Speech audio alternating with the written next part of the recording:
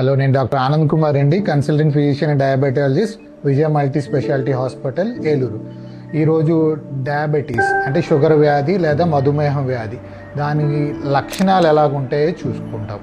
First కామన్గా వచ్చే లక్షణం ఎవరికైనా వచ్చే అధిక దాహం, అధికంగా మూత్రం వెళ్ళటం, ప్రిడామినెంట్గా రాత్రిపూట యూరిన్కి ఎక్కువగా వెళ్ళటం, కాళ్ళు చేతులు తిమ్మిర్లు రావటం, లేకపోతే సడన్గా వెయిట్ లాస్ కూడా ఎక్కువగా ఒక 5-6 కేజీలు వెయిట్ లాస్ అవ్వటం, అధికంగా ఆకలి వేయటం, నీరసం, ఫెటీగ్ అంటారు.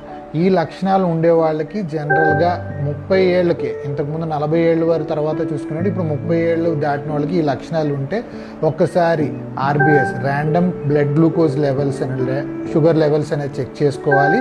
అందులో గనక 200 కన్నా ఎక్కువ ఉంటే డయాబెటీస్ ఉండే అవకాశాలు ఉంటాయి. అలాంటి వాళ్ళకి fasting blood glucose levels, post prandial blood glucose levels, HbA1c అనే 3 టెస్టులు చేసుకోవాలి.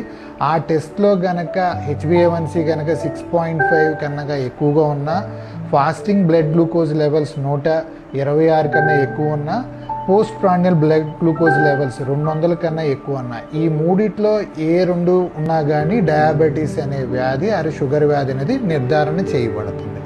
సో ఈ లక్షణాలు ఉన్నవాళ్ళు 30 ఏళ్ళు వాళ్ళు ఎవరైనా ఒకసారి వచ్చి ఈ టెస్ట్ చేసుకోవటం బెటర్.